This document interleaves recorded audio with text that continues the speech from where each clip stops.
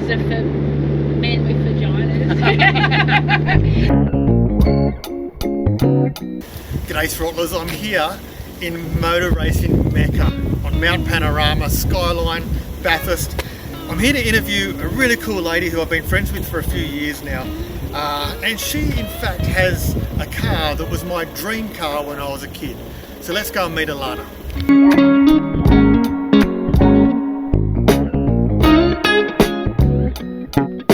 This episode is sponsored by the Throttle Down Under shop. Did you know you can support the channel by heading over to throttledownunder.com and grab yourself some merch? T-shirts, caps, hoodies, beanies, patches, beer coolers, anything you like, it's there. Any little bit of help supports the channel and keeps us making the content that we do. Okay, throttlers, welcome. We are in, as Alana said, it's a very British Bathurst day today. It's cold and wet outside, but perfect to be sitting in front of a Ford Escort Panel van. This is Alana. Thank you for having me out here on your property. I've been meaning to come out here now since, I don't know, is it 2019?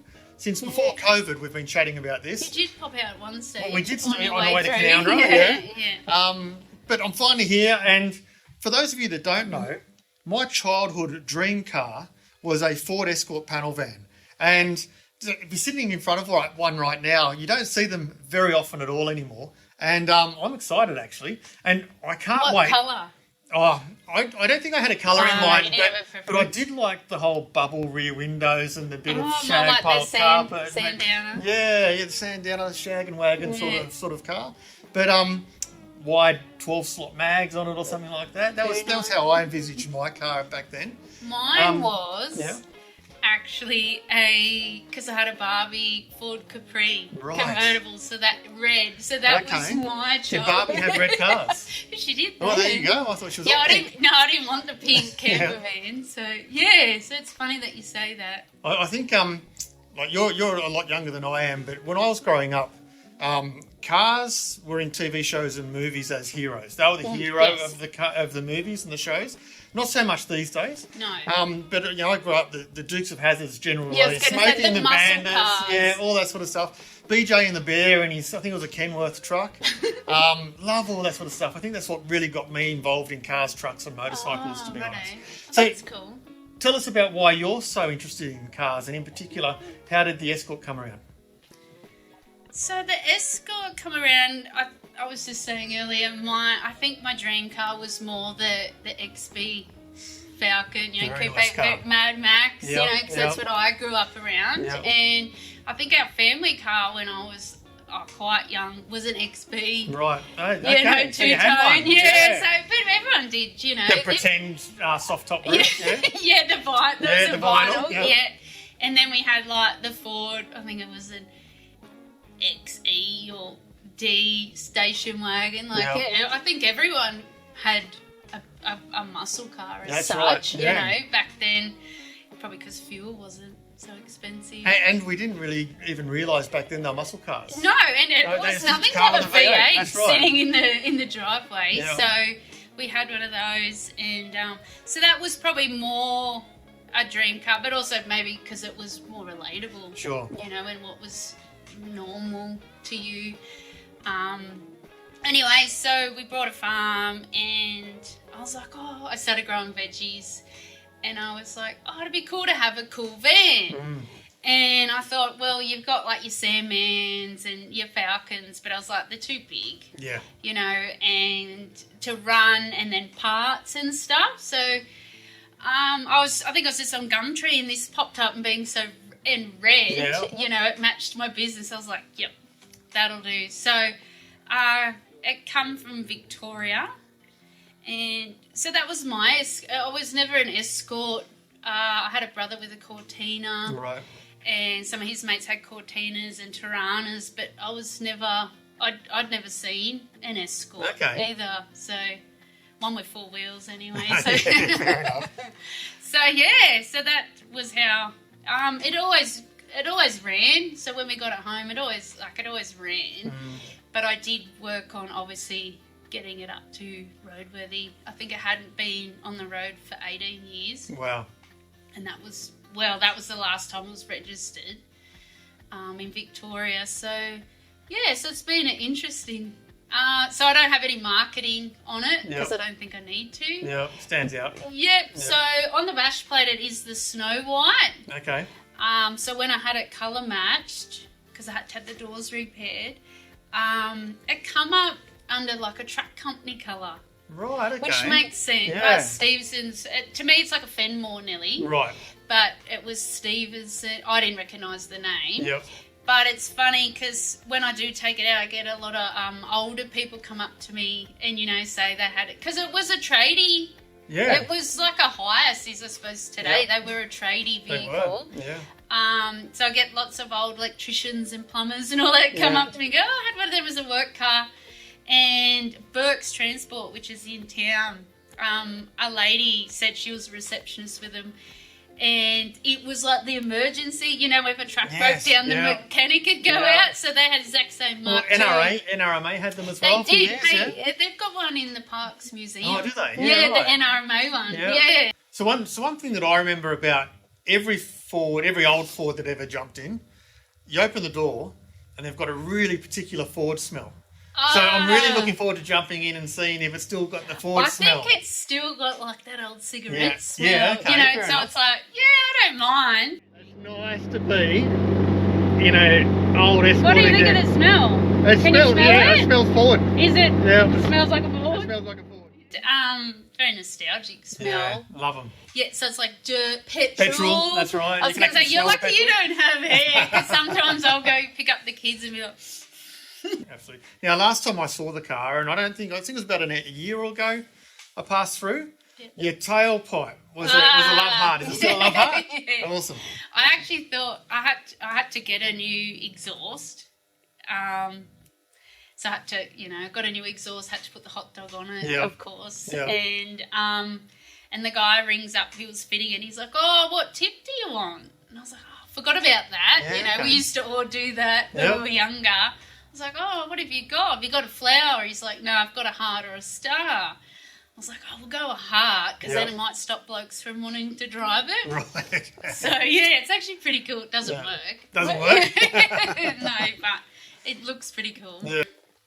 A couple of sheds away, you have another pretty spectacular vehicle as well that has a cult following. Tell us a little bit about that. I have a 2000 model Defender 130, which is the biggest that they make.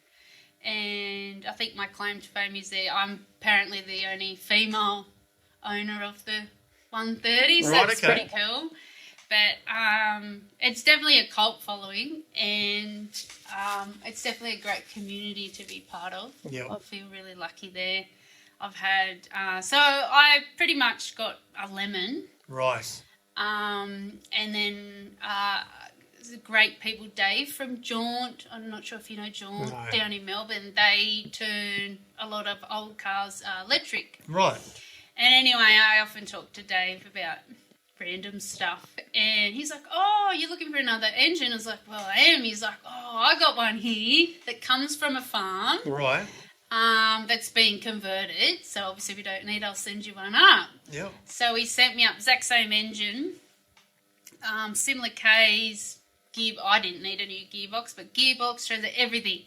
And he sent it up, and so unfortunately I knew a lot of issues with that model, because they all happened to me. Okay. So I took the time and went over all those issues on this engine and rebuilt and put it in myself.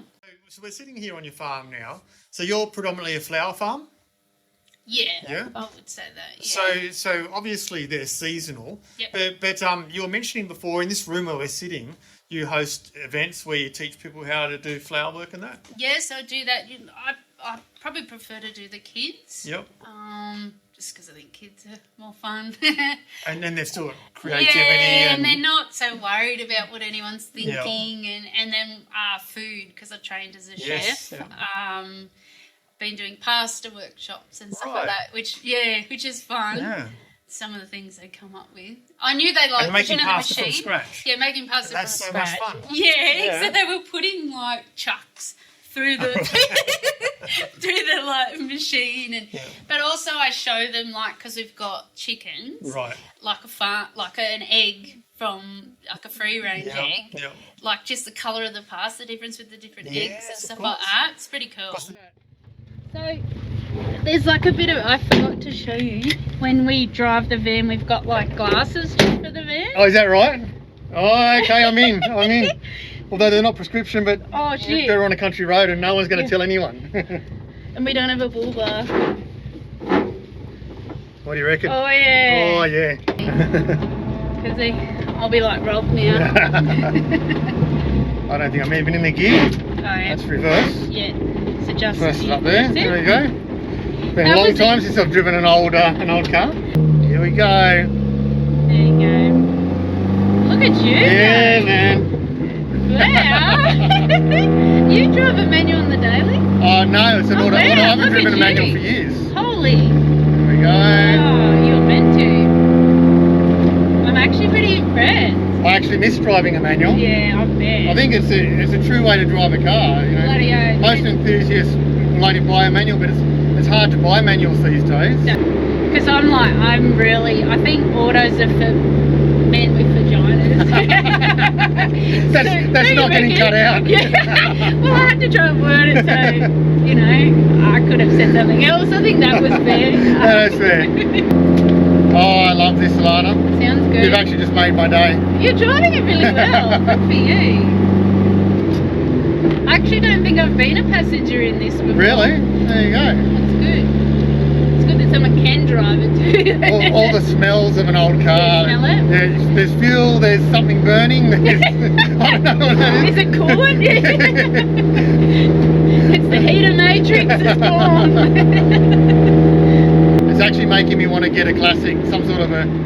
Well, even like I said, a little, because the big one's quite expensive, you know, just to run it, parts and everything. This has been relatively cheap. Like, I've actually been, to get parts has been fine. Yeah, right. Not that, again, I've needed a lot, but yeah, nothing's been hard.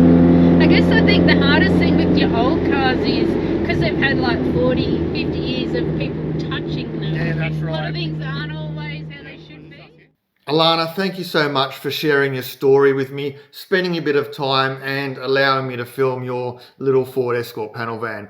And most importantly, thank you for allowing this big kid to live out a dream and to finally drive a Ford Escort panel van that I dreamt about when I was a young teenager, in fact.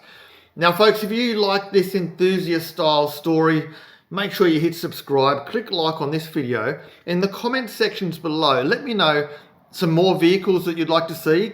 Cars, bikes, boats, trucks, anything you like, I'll cover it. And if you have people or yourself are interested in coming onto Throttle Down Under and sharing your story, make sure you reach out. I'd love to hear from you and see if we can make it happen. Until the next video, folks, throttle on. Check out these two videos just here because you might just be interested, and I'll see you on the next video.